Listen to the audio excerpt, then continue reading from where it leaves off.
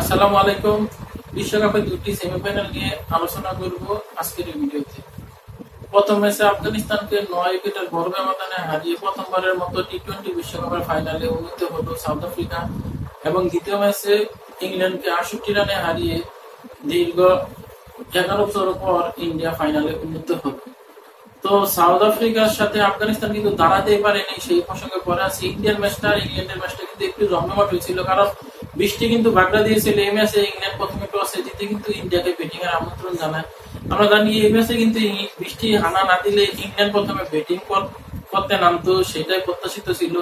কিন্তু বৃষ্টির জন্য কিন্তু ইংল্যান্ড ব্যাটিং করে নাই। তো প্রথম 8 ওভারে ইন্ডিয়া 65 রান নেওয়ার পরে কিন্তু বৃষ্টি ছিল। তো আমরা জানি এই ম্যাচ যদি বৃষ্টিতে ভেস্তে যায় তখন কিন্তু ইন্ডিয়া চ্যাম্পিয়ন হবে আইসিসির নতুন নিয়মে বা আইসিসির কারিশমার নিয়মে। তো ইন্ডিয়া শেষ পর্যন্ত জিতেছে, ভালোভাবে জিতেছে, জয়লাভ করে ফাইনালে উন্নীত হয়েছে। ইন্ডিয়া টিমকে অভিনন্দন। তো ইন্ডিয়া তাদের 20 ওভারে 7 উইকেট হারিয়ে 171 রান করে দলের পক্ষে কিন্তু অধিনায়ক রোহিত শর্মা গত ম্যাচে যে ফর্ম অস্ট্রেলিয়ার সাথে সেই ফর্মটা ধরে রাখে, তার দুর্দান্ত একটা 50-তে কিন্তু ইন্ডিয়া এই রান করতে সক্ষম হয়। রোহিত শর্মা 39 বলে 57 রান করে 2টি ছক্কা ও 6টি চারের সাথে, কিন্তু বিরাট কোহলি একটি ছক্কা মেরে আর কিছু করতে পারে, 9 বলে 9 রান করে আউট হয়ে যায়। তো ঋষভ পন্ট সেও 6 বলে 4 রান করে আউট হয়ে যায়। ইন্ডিয়া কিন্তু একটু চাপে পড়ে যায়। সূর্যা আর রোহিত শর্মা কিন্তু এই চাপ থেকে ইন্ডিয়াকে বাঁচায়। তো এই ম্যাচের টার্নিং পয়েন্ট ইন্ডিয়ার ব্যাটিং লাইনে কিন্তু এই দুইজনে সূর্যা কুমার ইয়াদব ফ্যাচুলেশন করে প্রায় 50 কাছাকাছি। 36 বলে 2টি ছক্কা ও 4টি চারের মার ছিল। তারপর হার্দিক পান্ডিয়া কিন্তু লাস্টের 19তম ওভারে 2টি ফ্ল্যাট 6 মারে দুর্দান্ত দেখার মতো ছিল। পরের বলটা সে মেরেছিল একবারে বাউন্ডারি লাইনে, সে ধরা খায়। তার এই ইনিংসে কিন্তু একটি 4 ও 2টি ছক্কা ছিল 13 বলে 23 রানের। এই ইনিংসে কিন্তু অনেক সহযোগিতা করছে ইন্ডিয়াকে 170 প্লাস করার জন্য। এছাড়া রবীন্দ্র জাদেজা 9 বলে 17 করে 2টি চারের সাহায্যে একটি রিভার্স সুইপ করে সুন্দর আর্চারকে 4 মারে দেখার মতো ছিল। আরেকটি 4ও সে সুন্দর করে মারে। আজকাল প্যাটেল সে কিন্তু একটা দুর্দান্ত ছক্কা মারে লাস্টের ওভারে। তার এই 6 উপর ভর করে কিন্তু ইন্ডিয়া 170 কোটা পার হয়, না হলে কিন্তু লাস্ট ওভার এরকম আমি 6 এরকম আশা করাও ভুল ছিল, কারণ আশরাফ প্যাটেল কিন্তু স্ট্রাগল করে খেলতেছিল।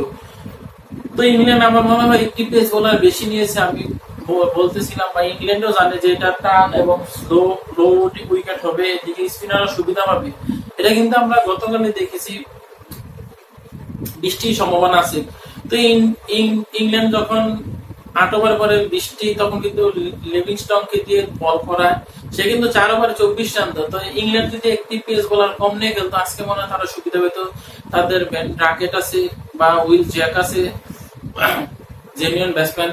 এদিক থেকে ব্যাটসম্যান নিলে কিন্তু মঈন আলী আদিল রশিদ আর লিভিংস্টন তারা কিন্তু 12 ওভার করতে পারে। আর লিভিংস্টন আর মঈন আলী কিন্তু 2 ওভার করে 4 ওভার করতে পারে। 3টা পেস বোলার খেলার কিন্তু ইংল্যান্ড পারতো, আর একটা ব্যাটসম্যান থাকতো লাস্টিতে, তারা কাজে লাগতে পারতো। তো তারা 4টা পেস বোলার সবাই কিন্তু সুবিধা করতে পারেনি। টপলি 3 ওভারে 25 রান দিয়ে একটি উইকেট নেয়, প্রথম উইকেটটি নেয়। স্টপলি ভালো বল করে বিরাট কোহলিকে। আর্চার 4 ওভারে 33 রান দেয়, সেও একটি উইকেট পায়। প্রথম 2 ওভারে কিন্তু মাত্র 12 রান দেয়, লাস্টে 2 ওভারে সে 21 রান দেয়।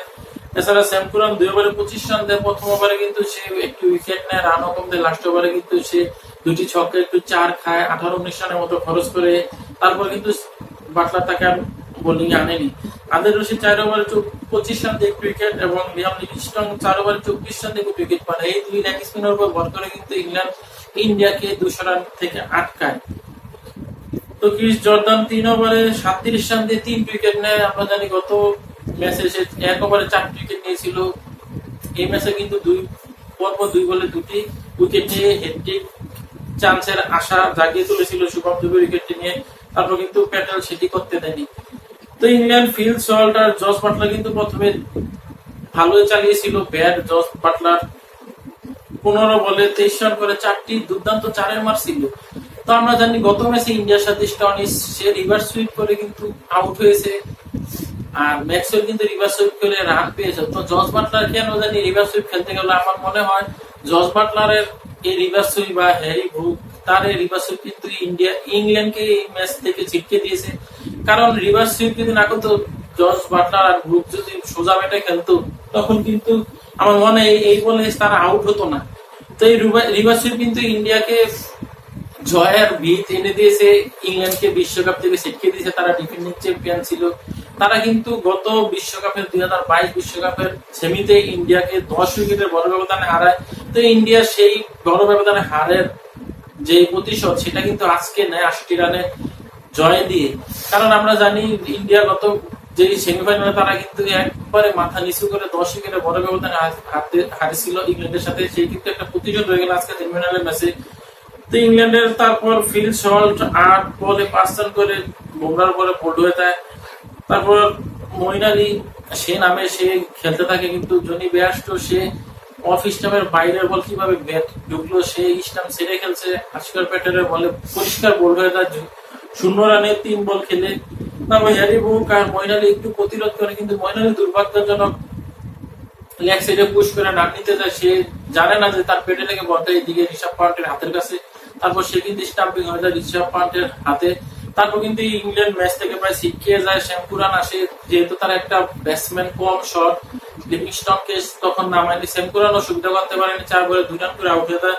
তো লিয়াম লিভিংস্টন তারপরে হ্যারি ব্রুক তারা খেলতে থাকে। হ্যারি ব্রুক কিন্তু একটা দুর্দান্ত সুইপ করে, রিভার্স সুইপ করে 4 মারে। তো কুলদীপ যাদবের বল আপনি রিভার্স সুইপ করবেন, সে কিন্তু চায় না ম্যান লেগ স্পিনার বামাতি, তাকে আবার পরপর আবার রিভার্স সুইপ করতে কিন্তু খেলতে গিয়ে কিন্তু পরিষ্কার বোল্ড আউট হয়ে যায়।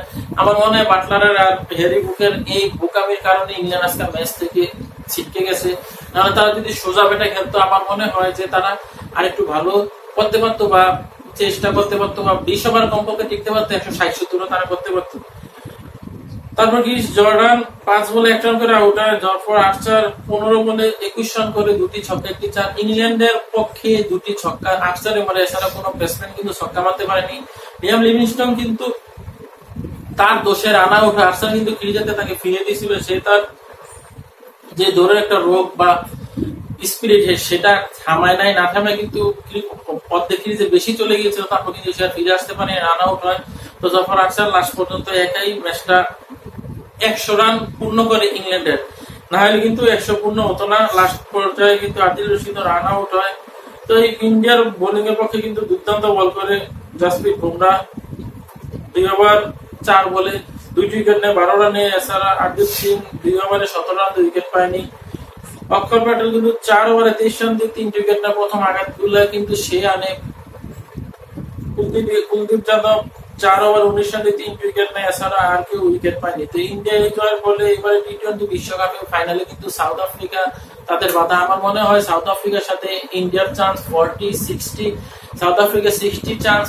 কেননা সাউথ আফ্রিকার যারা টপ লেভেলের ব্যাটার 6 জন 5টাই কিন্তু এবারে আইপিএল খেলে এসেছে। সবগুলা ম্যাচে তারা পেয়েছে। এলিজা হেনরিক্স ছাড়া de Kock, Aiden Markram, Klaasen, David Miller, সবাই কিন্তু আইপিএল এর ভালো ফর্মে ছিল। জনসন, রাবাদা তারাও কিন্তু, নর্টিয়া তারাও কিন্তু আইপিএল এর প্রত্যেকটা ম্যাচ খেলেছে। এই জন্য কিন্তু ইন্ডিয়ার একটু দুর্বলতা থাকতে পারে। আর সাউথ আফ্রিকার এই ব্যাটারটা যদি একটু দাঁড়ায় ফর্মে হয়, তখন কিন্তু ইন্ডিয়ার ধবল ধোলাই খেতে পারে। তো দিনের প্রথম সেমিফাইনালে কিন্তু অপ্রত্যাশিত ভাবে আফগানিস্তান মাত্র 60 রানে আগে অল আউট হয়ে যায় 56 রানে। তো সাউথ আফ্রিকা কিন্তু 8 ওভার 5 বলে 1 উইকেটে এই রান টপকে যায়। ডিকক আউট হওয়ার পরে কিন্তু আর কেউ আউট হয় না। তো আফগানিস্তান কিন্তু আজকে এমন আহামরি মেরেও খেলছিল এরকম না, তারা কিন্তু ডিফেন্সিভ বা আস্তে ধীরে খেলতে চাইছিল।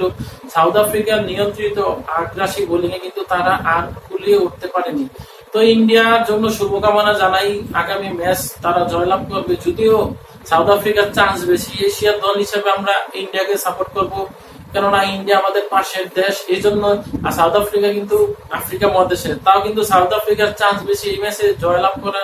তো আজকের মতো বিদায় নিচ্ছি। এই শরীফ খেলার গল্প। আল্লাহ হাফিজ।